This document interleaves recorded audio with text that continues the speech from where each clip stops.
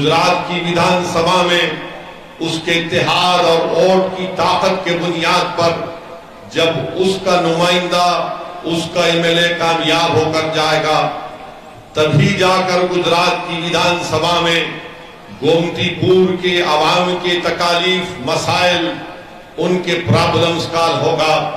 वरना याद रखो, मैं गोमतीपुर की जनता से अपील करने आया हूं कि आने वाले विधान सभा के चुनाव में अगर आपने अपने वोट का सही इस्तेमाल नहीं किया तो आपको यकीनन यहां से एक दलित तो कामयाब हो जाएगा, मगर वो दलित जब कामयाब होकर गुजरात की विधान सभा में जाकर बैठता है तो उसको इस बात की इजाजत नहीं मिलती अपनी पार्टी से कि वो अपने ही समाज के बारे में, अपने ही विधान सभा के डेवलपमेंट के बारे में बात कर सके।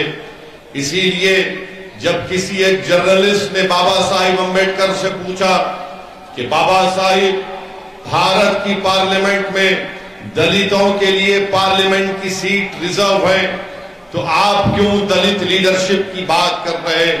तो बाबा साहिब ने कहा कि हाँ, ये बात सच है कि भारत की पार्लियामेंट में इतने नंबर सीट पार्लियामेंट में दलितों के लिए रिजर्व कर दी गई है, मगर जब वो दलित जीत कर भारत की पार्लियामेंट में जाते हैं तो वो अपना मुंह कब खोलते हैं? बाबा साहिब ने सवाल किया, और बाबा साहिब अम्बेडकर ने कहा कि वो मुंह अपना उस वक्त खोलते हैं जब उनको अंगड़ाई लेना पड़ता है। मेरे अजीज दोस्तों और बुजुर्गों, अगर गोमतीपुर से अगर आप इंशाअल्लाह मुत्तहिद होकर अपना एक वोट मजलिस के कैंडिडेट के हक में इस्तेमाल करेंगे तो मैं आपसे वादा कर रहा हूं कि जो मजलिस का कैंडिडेट आपकी दुआओं से, आपकी मेहनत और जुस्तजू और आपकी वोट से कामयाब होकर जब गुजरात की विधान सभा में जाएगा गोमतीपुर से इंशाअल्लाह, तो मैं आपको वादा कर रहा हूं कि गुजरात की विधान सभा के दरो दीवार गोमतीपुर की जनता की आवाज से गूंजेंगे। जब वो गुजरात की विधान सभा में जाएगा तो खामोश नहीं बैठेगा, बल्कि वो पुकारेगा इंसाफ के लिए, ना सिर्फ गोमतीपुर के डेवलपमेंट के लिए, ना सिर्फ गोमतीपुर के विधान सभा में बसने वाले दलितों के लिए, ना सिर्फ गोमतीपुर में बसने वाले गयूर मुसलमानों के लिए, बल्कि गुजरात के अगर किसी कोने में अगर कोई दलित अपनी शादी की बारात घोड़े पर बैठकर निकालना चाहेगा तो मैं आज ऐलान कर रहा हूं कि मजलिस का एमएलए उस दूल्हे की घोड़े के सामने खड़े होकर कहेगा कि निकाल अपनी शादी की बारात, देखते हैं कि कौन भाई का लाल तेरी शादी की बारात को रोक सकेगा।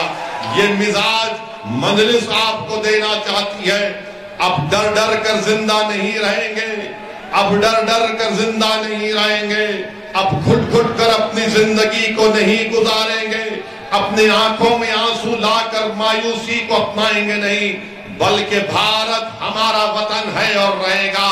ये जमहूरी मुल्क है, यहाँ पर संविधान बाबा साहिब अम्बेडकर ने बनाया और वो संविधान ये कहता है कि दलित भी बराबर है, ब्राह्मण भी बराबर है, ठाकुर पटेल भी बराबर है, तो मुसलमान भी बराबर है। कोई मुझसे बड़ा नहीं, कोई मुझसे छोटा नहीं।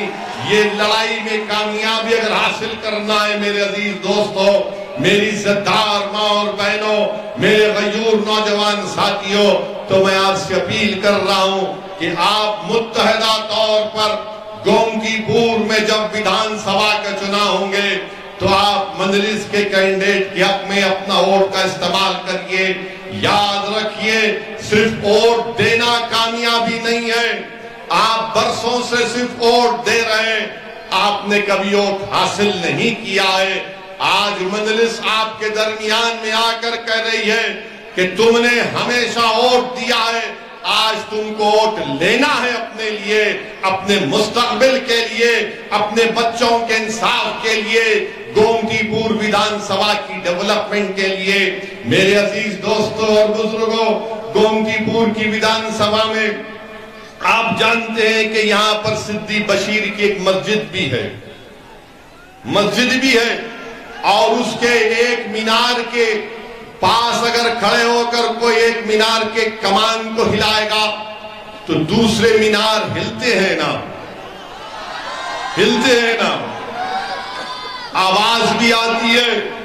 تو یہ جو مسجد ہے، یہ جو صدی بشیر کی مسجد ہے، اس کو اگر میں سمجھانے کے لیے کہہ رہا ہوں، یہ صدی بشیر کی مسجد کی مثال گجرات کے مسلمانوں کے تعلق سے کہہ رہا ہوں کہ کوئی آ کر ہمارے گھر کی ایک کمان کو ہلاتا ہے تو ہمارے پورے گھر ہل جاتے ہیں.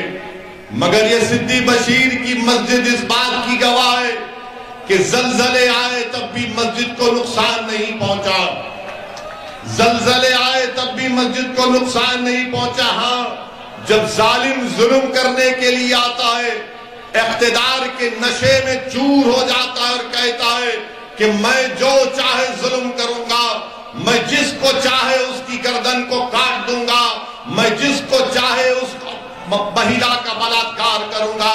مگر گجرات کے مسلمان ان تمام ظلم کو برداشت کیے، اور یہ صدی بشیر کی مسجد اس بات کی مثال پیش کرتی ہے کہ ظالم نے ظلم کیا، ہمارے گھروں کو ہلایا، مگر ہمارے گھر ہلے، مگر ہمارے گھر کبھی نیست و نابود نہیں ہوئے.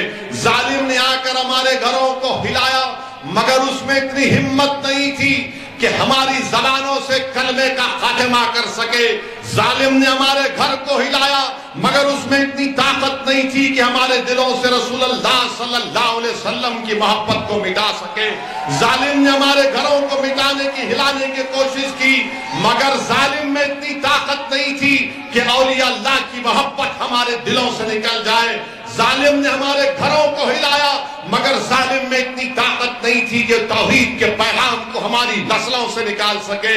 اسی لیے میں کہتا ہوں کہ تمہاری مثال صدی بشیر کی مسجد کی طرح ہے. تم سلامت تھے اور انشاءاللہ صبح قیامت تک سلامت رہو گے. میرے عزیز دوستوں اور بزرگوں، میرے عزیز دوستوں اور بزرگوں، آپ جانتے ہیں کہ گومتی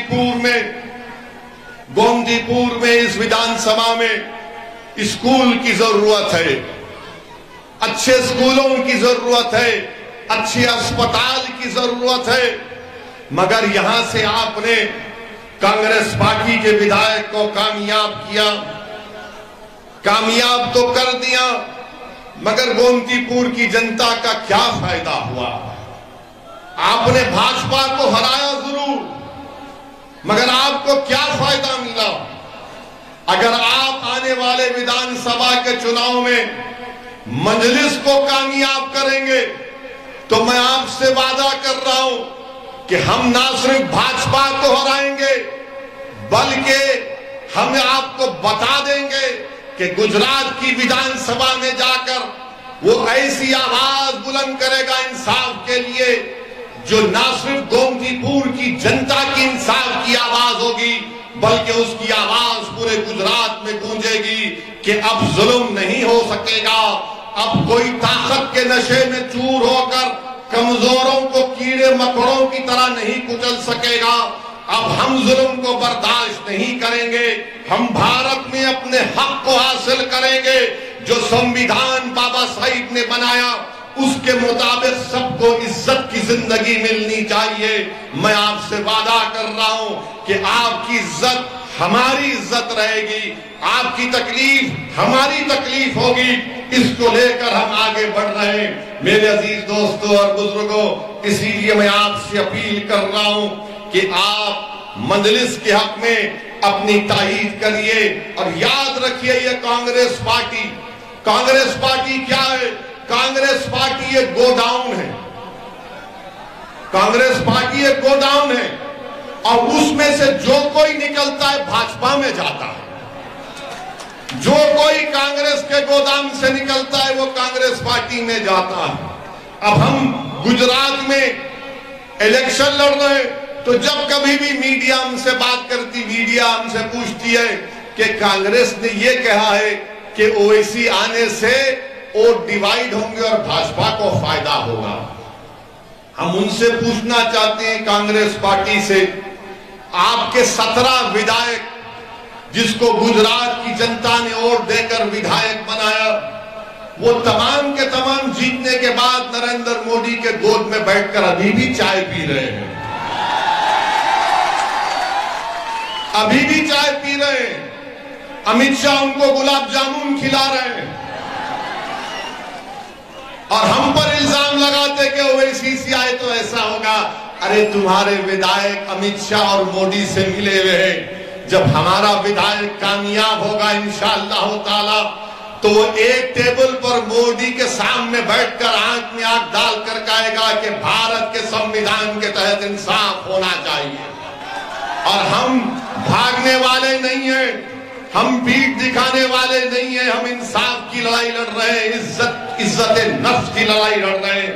میرے عزیز دوستوں اور بزرگوں، اس لیے میری آپ سے ادباً اپیل ہے، آپ سے گزارش ہے کہ اس مرتبہ آپ تمام لوگ ایک ہو کر پورا ونچت سماج، پورے کمزور لوگ ایک ساتھ ہو کر گومتی پور سے مجلس کے ودھائک کو کامیاب کریے۔ بہت سی پارٹی آئیں گی، کوئی یہ وعدے کرے گا، کوئی اور وعدے کرے گا، بہرحال وعدے کرنا ان کا کام ہے، اور چناؤ کے بعد آپ جانتے ہیں کہ کوئی آپ کو نظر نہیں آتا۔ چناؤ سے پہلے تو وعدے کریں گے آسمان سے تارے توڑ کر لا دوں گا، آپ کہیں گے کہ بھیا گومتی پور میں صاف پانی نہیں آتا، تو کوئی پارٹی کا بولا کہ ماتا جی تم پانی کی بات کر رہے، میں چاند سے مٹھی لا کر تمہارے چرنوں میں رکھ دوں گا۔ مگر جب چناؤ ہو جاتا ہے کچھ نہیں ملتا، اسی لیے میں آپ سے اپیل کر رہا ہوں کہ اس بار آپ کو سوچ سمجھ کر اپنے سیاسی فیصلے کرنے کی ضرورت ہے۔ وہیں پر میرے عزیز دوستوں اور بزرگوں، آپ جانتے ہیں کہ احمد آباد میونسپل کارپوریشن نے 19,370 پراپرٹیز کو 19,370 پراپرٹیز کو پراپرٹی ٹیکس نہیں دینے کے لیے ان کو سیل کر دیا، ان کو بند کر دیا۔ ہم بی جے پی سے پوچھنا چاہتے ہیں، بھارت کے پردھان منتری سے پوچھنا چاہتے ہیں، نریندر مودی جی یہ کون سا انصاف ہے کہ 19,370 پراپرٹیز کو جو پراپرٹی ٹیکس نہیں دیا آپ نے ان کو بند کر دیا؟ کیا یہ ظلم نہیں ہے؟ بتائیے۔ آج اگر گجرات اور دیش میں غریب پریشان ہے، نوجوان بے روزگار ہے، قیمتی آسمانوں کو چھو رہی ہے، تو پھر اس کا ذمہ دار کیا بھاجپا نہیں ہے؟ ارے پراپرٹی ٹیکس نہیں دیے تو ٹائم دینا تھا، یا معاف کر دینا تھا کہ چلو چناؤ آ رہے ہم پراپرٹی ٹیکس کو غریبوں کے لیے معاف کر دیتے، مگر وہ بھی نہیں کرنا چاہتے ہیں۔ اس سے آپ اندازہ لگا سکتے ہیں کہ کیا ہو رہا ہے۔ میرے عزیز دوستوں اور بزرگوں، ایک اور بات جو میں آپ کے سامنے بڑی ذمہ داری کے ساتھ رکھنا چاہ رہا ہوں کہ ابھی صابر بھائی نے مجھے بتایا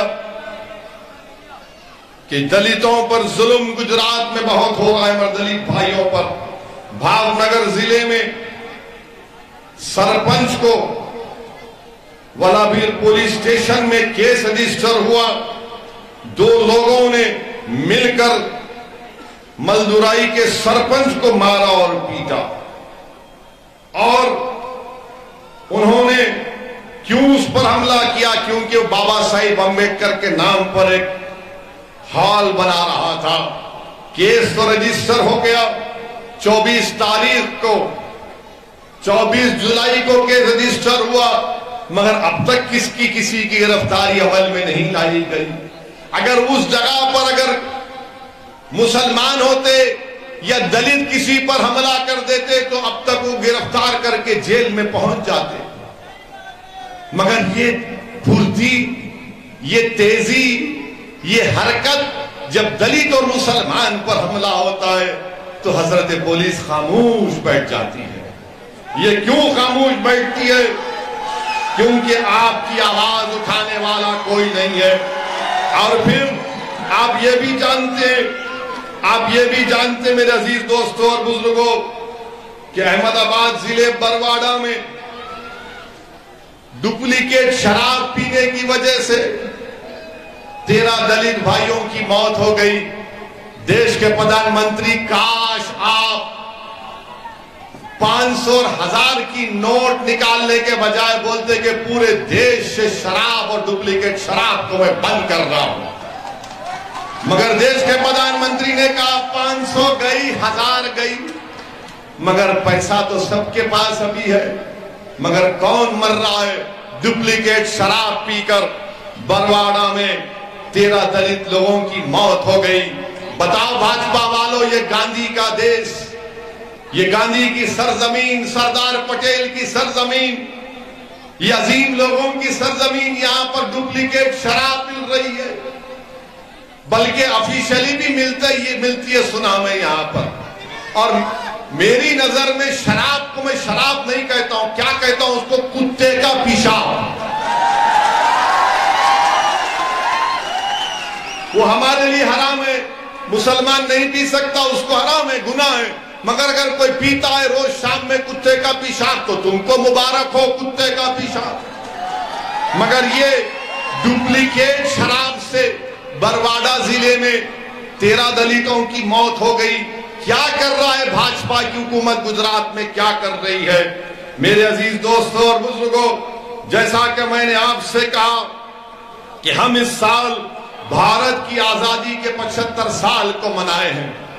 मैं पूछना चाहता हूं भाजपा के लोगों से कि क्या आप जानते हैं आरएसएस के लोग, अभी आरएसएस के लोग तो कभी भारत की आजादी में कुछ नहीं किया, उन्होंने ना लठ पिराए, ना चड्डी पहनकर पिराए, कुछ नहीं किया उन्होंने। देश की आजादी में आरएसएस का कोई रोल नहीं था। अब गुजरात की सरजमीन पर मैं पूछना चाह रहा हूं भाजपा के लोगों से, मुदेठी गांव में क्या जानते हैं भाजपा वाले शाहबेग मकरानी कौन थे? अहमदाबाद से 150 किलोमीटर है, मुदेठी एक जगह है। शाहबेग मकरानी कौन थे? शाहबेग मकरानी एक हिंदू ठाकुर था, राजा था। जब सन 57 में अंग्रेज अपनी फौज लेकर इस हिंदू राजा की हुकूमत को खत्म करने के लिए पहुंचे, तो शाहबेग मकरानी रहमतुल्लाह अलैह उस गांव के टावर पर खड़े होकर तीर बरसाना शुरू कर दिए। शाहबेग मकरानी रहमतुल्लाह अलैह ने खूब तीर बरसाया, कई अंग्रेजों को खत्म किया। तो आखिर में अंग्रेजों ने क्या किया कि उस तोप लगाकर, तोप से उस टावर पर तोप से शाहबेग मकरानी को शहीद कर दिया। बताओ भाजपा वालों, शाहबेग मकरानी को खराज अकीदत नहीं पेश करेंगे? भारत के प्रधानमंत्री, आप मन की बात पे नहीं कहेंगे कि शाहबेग मकरानी ने भी भारत की जंग आजादी में अपनी जान को कुर्बान किया? शाहबेग मकरानी का जिक्र नहीं होता, अब्बास तैयब जी का जिक्र नहीं होता। मेरे अजीज दोस्तों और बुजुर्गों, याद रखो, इस देश की आजादी में जितना मुसलमानों ने अपना खून पसीना बहाया, सबसे ज्यादा अगर अंग्रेजों के खिलाफ किसी ने अपनी जानों को कुर्बान कर दिया तो उस कम्युनिटी का नाम मुसलमान है। जिम्मेदारी के साथ कह रहा हूं, सन 57 की जंग आजादी, अंग्रेजों के खिलाफ जिहाद का फतवा अल्लामा फजल खैराबादी मौलाना अहमदुल्लाह ने पेश किया। अल्लामा फजल खैराबादी काला पानी की सजा काटे, और जब 3 साल के बाद उनके बेटे ने उनकी आजादी का आर्डर लेकर काला पानी को पहुंचे, तो उसी दिन अल्लामा फजल खैराबादी का इंतकाल हो गया। इस देश की आजादी में हम सब ने मिलकर लड़ाई लड़ी, मगर अफसोस के साथ कहना पड़ता है कि भाजपा हो या कांग्रेस हो, वो मुसलमानों की कुर्बानियों को फरामोश कर चुके हैं। तो याद रखो, जिन्होंने इस देश के लिए अपना खून पसीना बहाया उनको भी याद रखो, मगर जिन्होंने अपनी जानों को कुर्बान कर दिया, जिन्होंने अपने खानदानों को बर्बाद कर दिया, उनको नहीं भूल सकते, उनको भी याद रखना पड़ेगा। मेरे अजीज दोस्तों और बुजुर्गों, वहीं पर आप जानते हैं कि आज से चंद दिन पर, बल्कि आज के दिन, आज 10 सितंबर है, और 10 सितंबर पूरी दुनिया में मनाया जाता है कि सुसाइड कंट्रोल का दिन, माने खुदकशी को रोकने का दिन आज मनाया जाता है।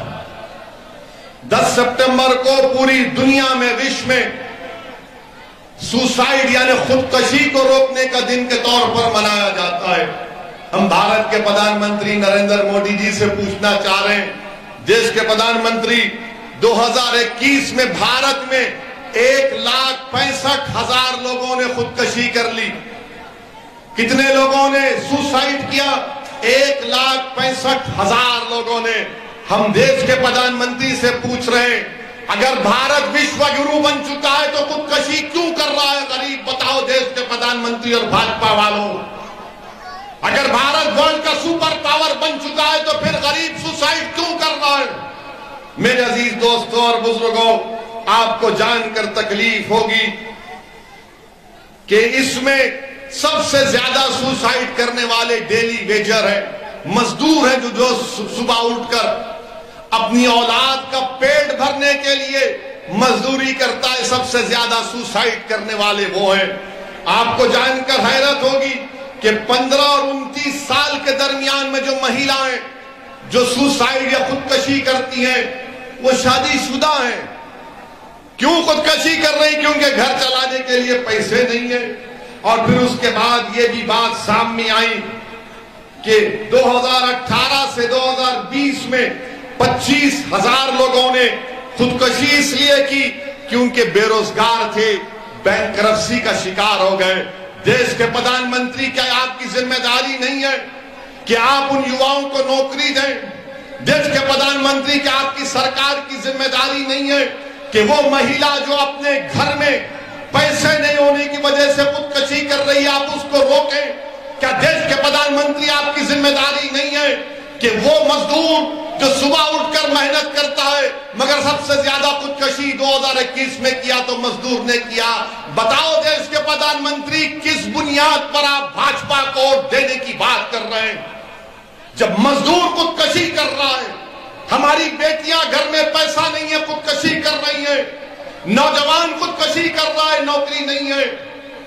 بتائیے آپ، یہ ہمارے دیش کا حال ہے.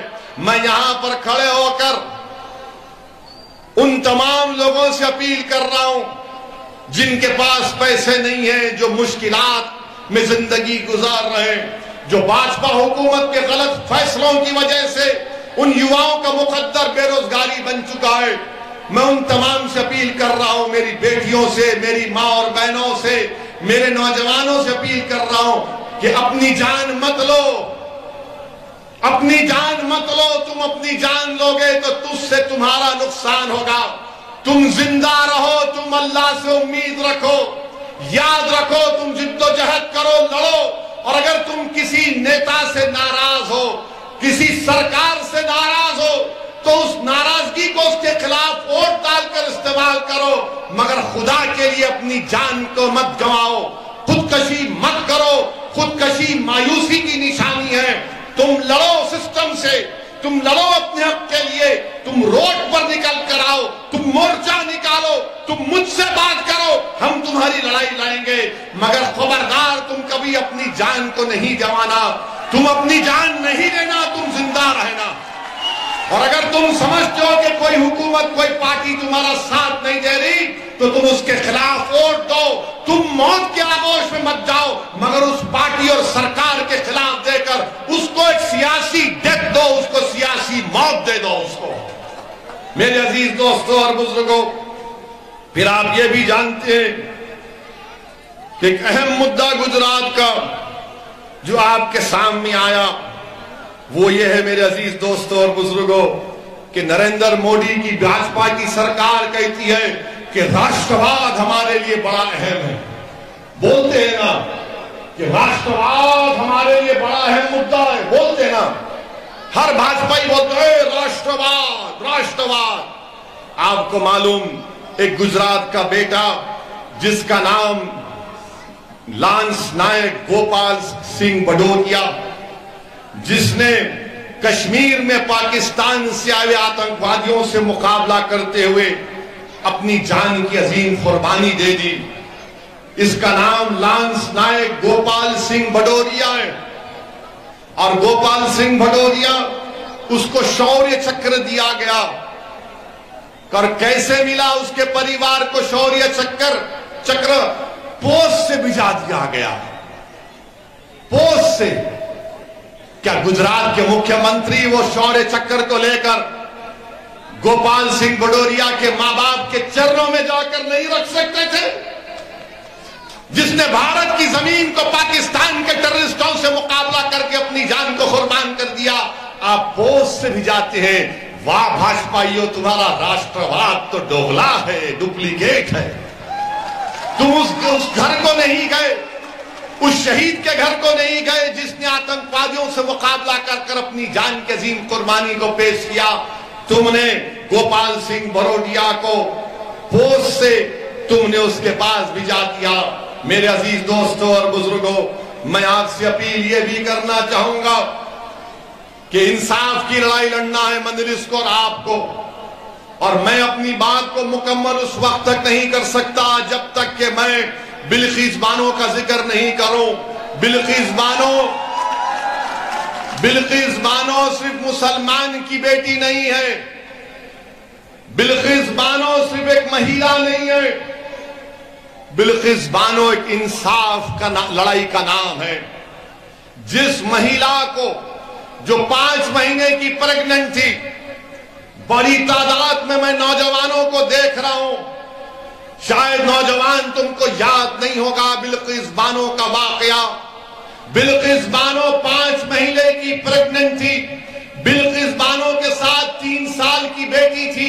बिल्किस बानो के साथ उसकी मां थी, और दंगाइयों ने बिल्किस बानो को रोककर उसकी इज्जत लूटी, उसका बलात्कार किया। बल्कि जी नहीं भरा तो बिल्किस बानो की मां का भी बलात्कार किया। जब जी नहीं भरा तो बिल्किस बानो के साथ जो महिला थी उनका भी बलात्कार किया। और इन जालिमों का दिल नहीं भरा तो उन्हें बिल्किस बानो के सामने उसकी 3 साल की बेटी के सर को एक पत्थर पर मारकर उसका कत्ल कर दिया। इस पर भी दिल नहीं भरा इन जानवरों का तो उन्हें बिल्किस बानो की मां और दूसरे महिलाओं का कत्ल कर दिया। बिल्किस बानो रात के अंधेरे में छुप छुप कर आदिवासी भाइयों बहनों के पास गई, उन्होंने उसको कपड़ा किया। बिल्किस बानो ने उस वक्त की गुजरात की पुलिस के पास जाकर उसके शौहर को मैं सलाम करता हूं, बिल्किस बानो ने कंप्लेन की तो पुलिस ने कंप्लेन नहीं दिया। बिल्किस बानो ने कंप्लेन दी तो दवाखाने में जब किसी का बलात्कार होता है तो उसका सही तरीके से इलाज नहीं हुआ। बिल्किस बानो डटी रही, अपनी इज्जत की लड़ाई बिल्किस बानो नहीं लड़ रही थी, बिल्किस बानो इंसाफ की लड़ाई लड़ रही थी।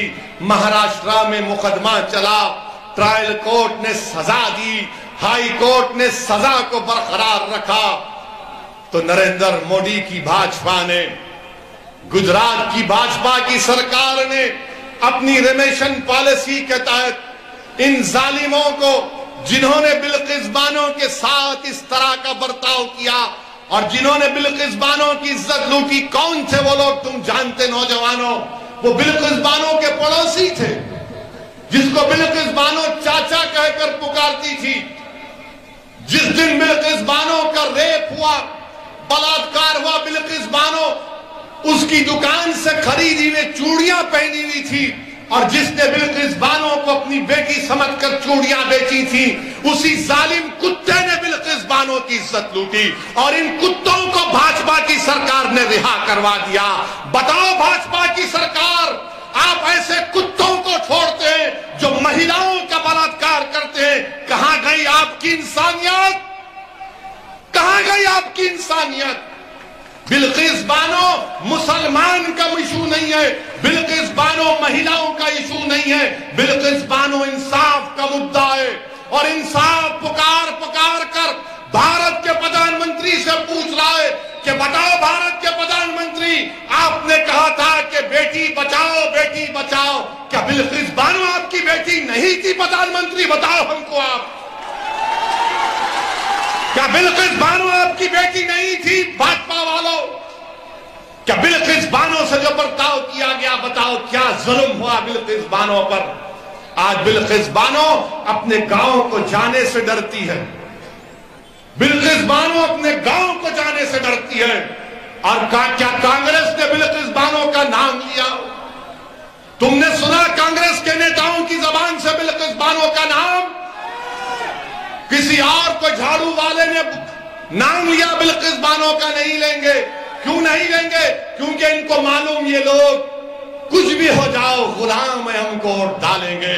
میں تم سے اپیل کر رہا ہوں کہ تم سوائے اللہ کے کسی کے غلام نہیں ہو. تم کسی کے غلام نہیں ہو. میرے عزیز دوستوں اور بزرگوں، یہ بالخص بانوں سے ایسا کیا گیا. اور بتائیے بھاجپا کی نریندر مودی کی سرکار دلی میں اس کی اجازت دے دی کہ ہاں ان کو چھوڑ دو. اور کیوں چھوڑا گیا ان ظالموں کو؟ ان ظالموں کو کیوں چھوڑا گیا؟ کیونکہ چھوڑنے والے نے کہا کہ یہ براہمن تھے، سنسکاری تھے. کسی ایک مہیلا کی بلاತ್ಕಾರ کرنا سنسکاری کام ہے؟ ایک مہیلا کی 3 سال کی بچی کو اس کے سامنے قتل کرنا سنسکاری کام ہے؟ میرے عزیز دوستوں اور بزرگوں، یہی ناانصافیوں کے خلاف ہم آپ سے اپیل کر رہے ہیں کہ آپ مجلس کا ساتھ دیجئے. ڈرنے اور گھبرانے کی ضرورت نہیں ہے آپ کو.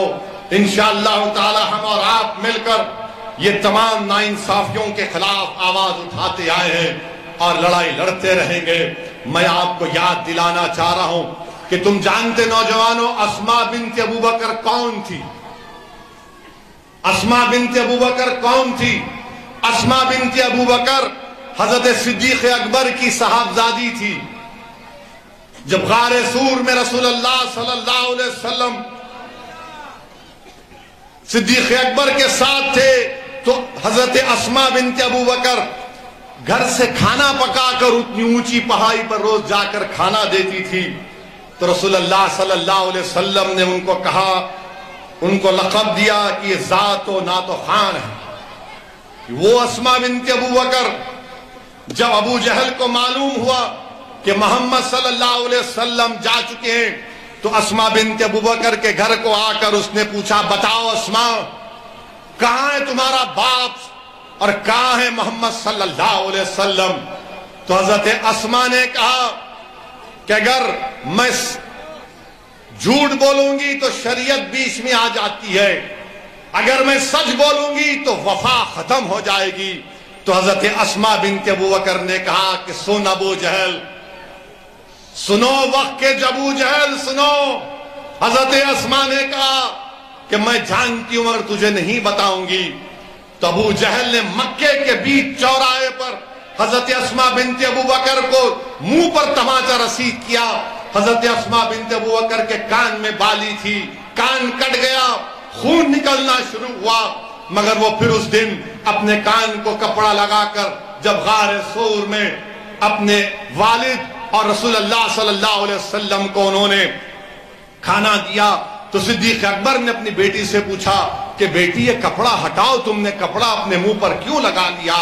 تو حضرت اسماء نے کچھ نہیں کہا. جب والد نے سار کیا تو انہیں کہا کہ ابا جان ابو جہل گھر کو آیا تھا اور پوچھا کہ بتاؤ محمد صلی اللہ علیہ وسلم کہاں ہے؟ تو اس نے مکے کے بھرے چوراہے پر مجھے تماچا رسید کیا اور میرا کان کٹ گیا.